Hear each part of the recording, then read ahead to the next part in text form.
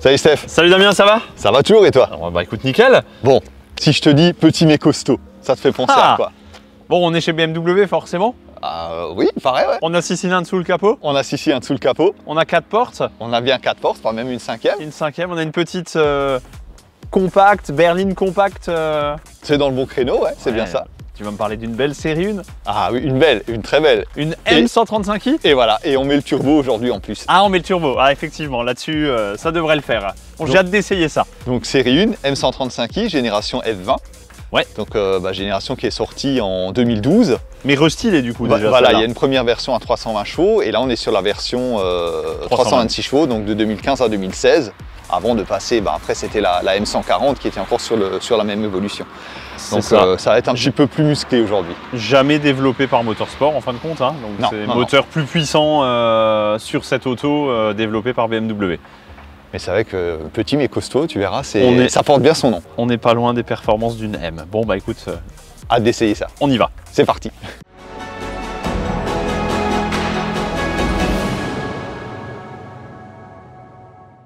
Bon Damien, ligne épurée pour cette série 1. C'est vrai encore classique. Elle cache bien son jeu. Hein. Ah bah, on dirait pas qu'il y a un monstre qui se cache sous le capot. Mais c'est ce qui est chouette, on va dire, avec cette génération encore, c'est que c'est discret, c'est sobre. Ouais. Discret, efficace. Hérité en fin de compte des séries 1 première génération, elle a gardé quand même un petit peu la forme. Ouais, si tu regardes les dernières générations de série 1, ça fait tout de suite un peu plus petit SUV. Là, on a encore la... ça reste encore le côté berline basse. Voilà, la compacte quoi. Alors bon, toi je sais que tu es le spécialiste des artifices, des appendices, un petit peu, des choses comme ça. Donc comment est-ce que quand même, pour le connaisseur, 2-3 petits éléments qui permettent de la distinguer. Donc on le voit déjà devant, on a les petits inserts en couleur un petit peu plus claire et les rétros. Coque de rétro. Donc ils permettent effectivement de faire déjà la différence. On a les jantes aussi qui sont spécifiques forcément à la version M135, M140 par la suite. Oui. Les étriers de frein aussi. Bon là effectivement on peut pas passer à côté. Ouais, parce que là c'est flash, surtout avec une couleur sombre comme ça. C'est les fameux étriers qui sont maintenant couleur bleu historique, dont sigle M aussi. Ouais, tout à fait. Et on a encore un petit détail. Celui-là tu peux pas le rater. Qui met très cher. L'échappement ou les échappements. Je suis assez son. Et effectivement, c'est la seule qui a une sortie d'échappement de chaque côté. Ouais, exact. Donc c'est vrai que là, de l'arrière, une fois qu'on a dépassé quelqu'un, il sait que c'était pas une 118D. C'est ça. Là, normalement, c'est cuit. C'était pas du tuning. Non, effectivement. C'était pas du tuning. Et on le verra tout à l'heure, mais il me semble qu'à l'oreille, c'est pas trop délirant non plus. Hein. Ah c'est un 6 cylindres, faut le faire savoir, c'est normal. Exactement. Bon. Là, on a vraiment tout ce qu'il faut dedans, ouais. Après... C'est vrai qu'au final, sobre dans l'absolu, tu vois, la teinte gris minéral avec les vitres arrière surteintées, on a l'impression, en fin de compte, à s'y méprendre, le non-initié, il pourrait la confondre à une 118D, 120D Pacem, quoi. Voilà. Mais c'est ce qui est bien aussi, on va dire, c'est qu'on a une voiture, on peut rouler vraiment en toute discrétion, on va dire... Allez, je le dis, sans se faire allumer. Ouais, c'est ça. Mais on peut allumer. Mais on peut allumer, ouais, c'est ça. Et il y a vraiment ce côté... passe-partout quoi. On va voir si l'intérieur c'est passe-partout aussi. Ah écoute, passe-partout, on est un peu plus grand que ça, passe-partout. C'est vrai que dedans on a toujours un poste de conduite, c'est encore typé BM. Ouais. On a comme légèrement orienté vers le conducteur. Comme d'habitude. C'est ce qu'on aimait bien encore de nos vieilles E46. Mon siège sport forcément de série sur la M135. Voilà. Après c'est le jeu des options. C'est BM, il y a toujours des listes d'options assez longues, mais on peut avoir des configs de dingue. Celle-ci est donc en boîte auto, la fameuse boîte ZF8, on peut l'avoir en boîte manuelle aussi. On peut l'avoir en X-Drive, là on reste sur du puriste de la propulsion. On verra tout à l'heure. On peut avoir, après même sur les carrosseries, il existe aussi en 3 portes. 3 portes, 5 portes, voilà, c'était une auto assez polyvalente. Après on va vers la M240 si on veut vraiment la version coupée ou cab. Ouais. En fin de compte, si tu veux, on voit que BMW, que l'auto n'a pas été touchée par Motorsport, puisqu'en fin de compte, c'est plus un département sportif de chez BMW, ce qu'on appelle M-Performance. Voilà, et on voit qu'on est resté sur une série 1, en fin de compte, assez classique, mais avec un moteur un petit peu travaillé et un intérieur somme toute standard. C'est vrai que dedans, à part maintenant les sièges sport, on va dire le volant, il y a effectivement, on a l'affichage dans le compteur. Bon là ça affiche tout de suite la couleur. Mais je dirais, il n'y a pas d'artifice trop voyant non plus. Non, ça reste une continuité par rapport à l'extérieur. Et c'est ce qui en faisait un engin assez redoutable. Mais il y a un moment où on sait qu'on est... Où ça trahit. Ça, c'est le meilleur moment. Ah ouais, voilà, ouais, là on sent que c'est... Voilà. Là, tu sens, c'est discret, on va dire, c'est pas comme beaucoup de sportifs qui vont hurler maintenant au démarrage. Mais... Bon, Damien, mets ta ceinture, enfin généralement c'est moi qui te dis, c'est toi qui me dis mets ta ceinture, on y va, mais là voilà. Accroche-toi Simone, c'est parti. Là c'est parti, je pense qu'il faut essayer cet engin de toute urgence. Allez, on va voir ce qu'elle a dans le ventre. C'est parti.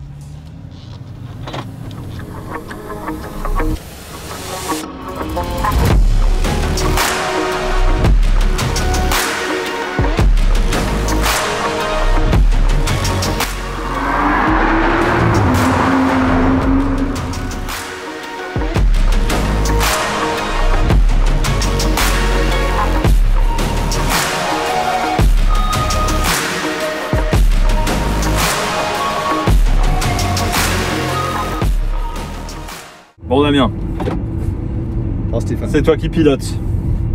Ah, va falloir s'accrocher alors. Je sais. Le téléphone est bien calé. Il y a un tel couple là-dessus que, on va dire, quand tu conduis couple, Tu roules entre 1000 et 2000 quoi. ouais, c'est quasiment ça. Ouais. C'est 450 Nm de couple. Et Incroyable, la coupe de camion. Ouais, disponible, si je dis pas de bêtises, des 1700, 1750. Ah, peut-être même un peu plus bas, je crois. Ouais, c'est ça, ouais, t'as raison. C'est aussi une grande plage de régime. Hein. Ça, c'est l'avantage des moteurs turbo aussi. Hein. Bah, ça s'arrête pas de pousser en fait. Hein. C'est ça.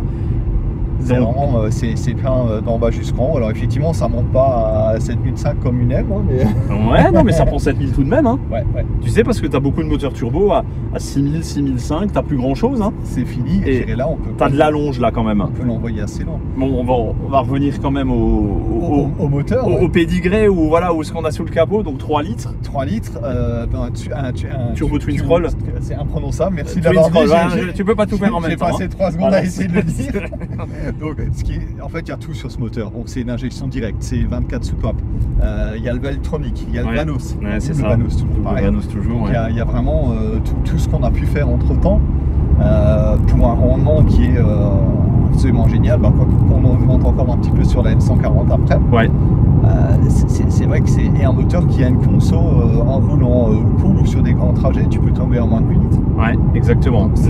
Alors je vais te faire part de mon expérience parce que si tu te souviens bien, j'avais une M240i cabriolet avec laquelle je suis parti dans le sud de la France. Alors aux limitations de vitesse à 130 etc. avec de la nationale. Sur 2500 km, j'ai terminé à 7 litres de conso, Damien. Ouais, c'est rien du tout. Incroyable. C'est rien du tout. J'ai vu le plaisir que ça peut procurer, les performances qu'on peut avoir. C'est vraiment des autos si abouties. on vient sur le côté performance, alors ce qui lui est reproché aussi, c'est de ne pas avoir d'autobloquant. Oui. Bah, puisqu'on est sur un... Enfin, mais c'était voulu, hein. Oui, non. Il y a un pseudo-autobloquant. Il n'y a pas un autobloquant mécanique comme on l'entendrait vraiment dans le temps. On va dire on joue sur les freins. C'est ça. Pour répartir un peu la puissance. Ah, c'est bah, alors, d'un autre côté, c'est un concept qui est assumé, puisqu'au final, on n'est pas sur une M. Ah, c'était voulu, hein. Voilà. C'était voulu, on va dire, on est sur une compacte avec un gros moteur, mais sur une voiture qui est utilisable. Voilà, M performance quelque part. Voilà, et en ce sens-là, le compromis est absolument génial. Le compromis est génial. Parce que ça fonctionne complètement. Ouais. On a une voiture qu'on peut rouler sur un filet de gaz vraiment super cool. Là, je vois les rapports, ils tombent tout seuls, quoi. Hein, c'est une voiture, tu peux la filer à ta grand-mère, elle saura rouler avec. Ouais, c'est ça. C'est pas si elle n'a pas le pied lourd, ou mieux. C'est ça. Et c'est une voiture qui peut servir au quotidien, se faire plaisir. Si on a envie de dépasser, on peut. On va dire, elle est souple, elle est agréable. Elle a quand même un petit son sympa. Et par contre, tu la prends le week-end, mais c'est juste démoniaque. Ouais. C'est vrai qu'en restant sur route avec une voiture comme ça, faut faire gaffe parce qu'on est super vite hors la loi, quoi. Oui, c'est une boule de l'air, c'est une petite bombe. Il faut rester les yeux rivés sur le compteur. Hein. Ouais. Et toujours avec ce plaisir de conduite BMW. Alors certains, comme tu disais, la décriront comme peut-être pas assez abouti ou voilà, mais en fin de compte, c'est pas ce que BMW a voulu faire. C'était vraiment d'en faire un. Si tu vas dans l'extrême, oui, tu pourras trouver mieux. Voilà. Mais par contre, ça sera moins utilisable. Exactement. J'irai là, c'est vrai qu'on a une voiture, tu vois, j'irai t'appuyer dessus. Incroyable. Voilà, et je dis ce que c'est un 3008, il est loin derrière. Voilà. T'as vraiment pas besoin de te poser la question, tu t'appuies, t'accélères et c'est parti. Ah, le son est fabuleux en plus. Hein. Le son est génial, elle chante. Ça chante, c'est exactement ça. Ouais. C'est vraiment un compromis génial et en ce sens-là, c'est très abouti. Bon Damien, ça veut dire encore une de plus à posséder dans le garage, c'est ça? Bah moi je l'ai déjà, c'est mon délice. Ah bah voilà, c'est ça. Bon, c'est pour ça que j'ai dit on peut vraiment en prendre pour en prendre un grand plaisir avec. Refais-nous une dernière accélération. Ouais.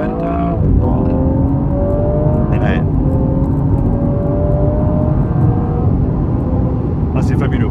Et c'est réalisé sur route fermée. Évidemment, comme d'habitude. Là, voilà. Après, ce qui est chouette aussi, t'as la boîte en mode séquentiel. Oui, Donc, ouais, c'est ça. avec les palettes, tu peux bien jouer aussi, quoi. Tout à fait. Ouais, tout à fait. C'est ça, c'est quand je retrouve ça, Ouais, c'est ça. Toujours, on est soft. Ouais. Bon, et bah écoute, À découvrir. à découvrir et à posséder de toute urgence. Voilà, c'est le mot de la fin. Bon Damien, un concentré de sensations dans cette série 1 qui au final n'est pas très ostentatoire. Ah bah c'est vrai que c'est pas une grosse auto, mais c'est de grosses sensations. Ah, de super sensations, enfin c'est bluffant quoi. C'est bluffant, c'est bluffant. Et bah en fait c'est comme les personnes de l'extérieur, on va dire. La voiture est discrète et ça surprend. Ouais, c'est vrai. Et quand tu roules avec, tu te surprends le plaisir à chaque fois. Ouais, tout à fait. Autant le côté polyvalent est chouette et un peu démoniaque quand tu vas plus loin. Aussi bien daily que voiture de week-end en fin de compte, tu vois, c'est ça, ça a vraiment ce côté... Un daily 7 jours sur 7 quoi. Un daily 7 jours sur 7. Je sais que tu aimes bien dire le côté couteau suisse, mais c'est presque le cas quoi. Ouais, c'est ça. Tu peux aussi emmener les enfants à l'école. Les enfants, t'as un peu de coffre. Voilà, c'est ça. C'est vraiment parfait, ouais. Et en plus, on va dire comme c'est un gabarit compact, on va dire c'est une voiture qui est en entretien, ça reste somme toute raisonnable. Ouais. Ah, c'est un coup à pas finir fauché quoi. Ah. Bien vu.